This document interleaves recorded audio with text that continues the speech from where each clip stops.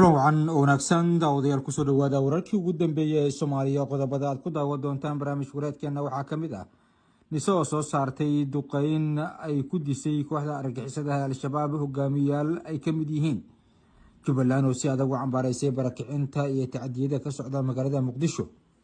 booliska Soomaaliya oo sheegay in maxaabiis ay argagixiso ka mid yihiin ay ka baxsadeen saldhigga degmada Wardhigley ee shalay ay ku dagaalameen mucaaradka iyo sidoo kale ciidamada booliska. Ra'iisul Wasaare Xamse oo weerar afka ah ku qaaday mucaaradka Soomaaliya ee tagay saldhigga booliska. Madaxweynaha Soomaaliya oo khudbad ka jeediyay golaha ammaanka ee qaramada midoobay. qodobada kale ee daawo doontaana waxaa ka mid ah farmaajo oo ka hadlay jirdilka iyo tacadiyada loo geysanayo waayeelka dadka ah ee magaalada Muqdisho ku sugan. qodobadaasi iyo qodobo kale ayaad barnaamijka ku daawo doontaan ee kusoo dhawaada isagoo faahfaahsan. aynu ku bilaabano hay'adda nabad sugidda iyo sirdoonka qaranka ee Soomaaliya ayaa war-saxaafadeed waxa ay ka soo saartay duqeyn ay sheegtay inay ku dishay koox ka tirsan argagixisada oo u badan hogaamiyaal.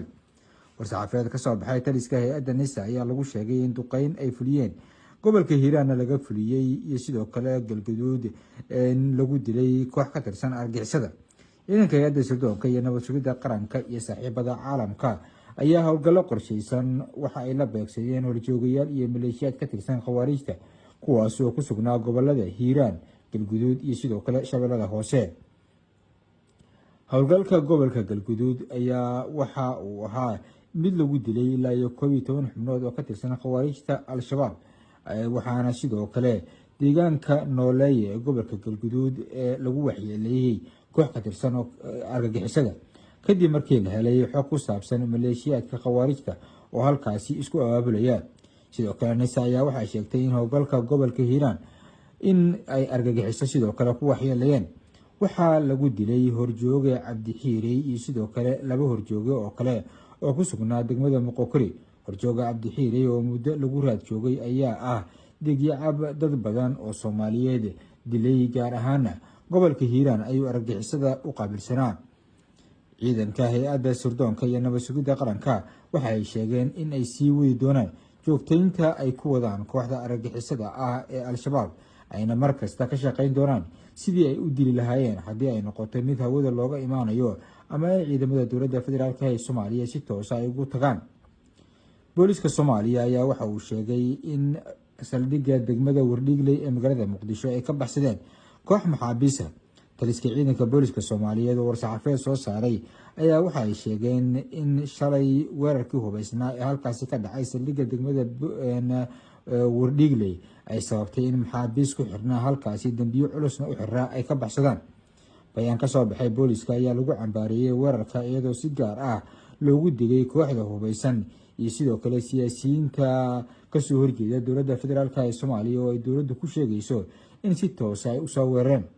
shalay shaqa ka dhacday degmada booliska ayaa waxa ay ahayd mid si keliisa ku bilaabatay kadib markii mucaaradka oo halkaasi ay gaaray ay rasaas ku bilaabeen ciidamada booliska Soomaaliya halkaasna uu dagaalka folkafool ah ka dhacay.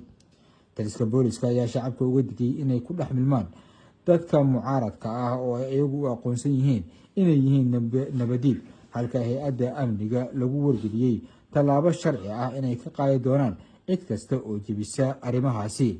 markana maamul goboleedka Jubbaland ayaa waxa uu ka hadlay xaaladda magaalada Muqdisho ka taagan ee dadka Soomaaliyeed lagu barakicinayo iyo tacadiyada ka soconaya xaafado ka mid ah magaalada Muqdisho kuwaas oo maalinkii shalay ahayd ay dhacday in dad badan oo shacab ah dhibaato loogu geysto.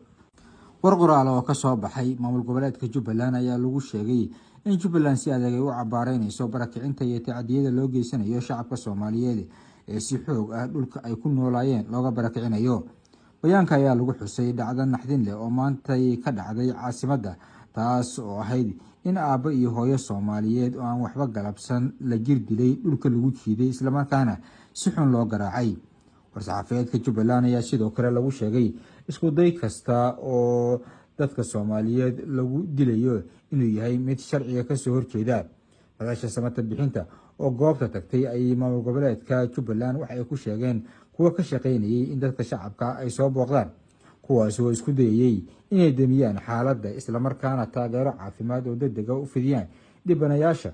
mas-uuliyiintaasi sida lagu sheegay ayaa markii dambe waxaa saldhigga degmada wardhiigley ee magaalada muqdisho dowladda federaalk ee soomaaliya ciidamo boolisa oo ay iyagu maamusho rasaas kula fureen ciidamadii waardiyeynayey.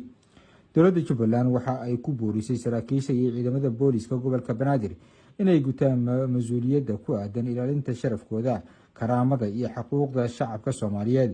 waxaa kale oo ay maamul goboleedkaasi ku adkeeyey dadka soomaaliyeed dhulboobka iyo caburinta lagu hayo shacabka soomaaliyeed inay ka hor imaadaan xadgudubkaasi dowladdu ay caadaysatay. madaxweyne xasan sheekh maxamuud ayay si aad ah maamul goboleedka jubbaland waxa ay ugu sheegeen inuu yahay mid ku xadgudbaya dastuurka iyo shuruucda dalka soomaaliyeed u yaala.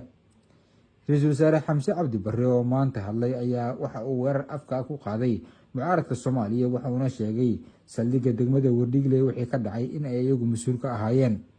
xamse cabdi barre ayaa ka hadlay weerarkii shalay ka dhacay saldhigga booliska ee degmada wardhiigley ee muqdisho, kaasi oo ku sheegay inay ka dambeeyeen fariin cad oo muujinaysa in muqdisho aysan u qalbin horumar iyo xasilooni, taas oo ay bixinayaan mucaaradka soomaaliya. falkii shalay lagu weeraray saldhigga booliska waxa uu xambaarsanaa fariin ah in muqdisho aysan qaadi karin horumar iyo nabadgelyo, waxaana lagu diidanaa in muwaadiniinta la siiyo xuquuqda dastuuriga ah ee ay leeyihiin iyo sidoo kale la dagaalanka khawaarijta. ra-iisul wasaaraha waxa uu ku baaqay hay-adaha amnigana ugu baaqay inay ka shaqeeyaan xasilinta magaalada muqdisho kana hortagaan wax kasta oo caqabad keeni karaan. hay-adaha amniga waxaan faraya in ammaanka muwaadiniinta ay sugaan kana hortagaan cid kasta oo ku kacda faldembiyeed. ra-iisul wasaaraha ayaa cadeeyey in dowladdu ay diyaar u tahay inay qaado tallaabooyin adag oo lagaga hortegayo kooxaha doonaya inay carqaladeeyaan nabadda iyo xasiloonida magaalada muqdisho. markana dowladda federaalk ee soomaaliya ayaa maanta waxa ay saraakiil iyo ciidan aada u hubeysan dul dhigtay goobaha ay degan yihiin mucaaradka soomaaliya ee magaalada muqdisho. baraha bulshada ayaa lagu arkayay sawirada gawaari iyo ciidan la dulgeynayo goobaha ay ku sugan yihiin mucaaradka soomaaliya. dowladda ayaa ujeedkeedu waxa ay tahay in mucaaradka ay saarto cadaadis aada u ba-an si ay uga laabtaan mudaharaadka ay qorsheynayaan in maalinta sabtida ah uu ka dhaco magaalada muqdisho. mudaharaadkan ayaa waxa uu yahay mid aada u ballaaran oo ay mucaaradku qorsheynayaan, waxaana dowladda federaalk ee soomaaliya laga yaabaa in ay isku daydo in awood ciidan ay u adeegsato sidii loo joojin lahaa mudaharaadkan. tani ayaa waxa ay tahay in ay suurtogeli karto mar kale in dagaal uu ka dhex qarxo mucaaradka iyo sidoo kale ciidamada dowladda federaalk ee soomaaliya. horey wasiire ka tirsan dowladda soomaaliya waxa ay ugu dhaarteen in wixii dhacay 2022 mid ka daran ay dhici doonto haddii mucaaradku ay sii wadaan ololayaasha ay ku doonayaan dowladda federaalk ee soomaaliya inay uga horyimaadaan. sabtiga ayaa waxa ay tahay maalin kulan aada u adag uu dhici doono oo la wada sugayo.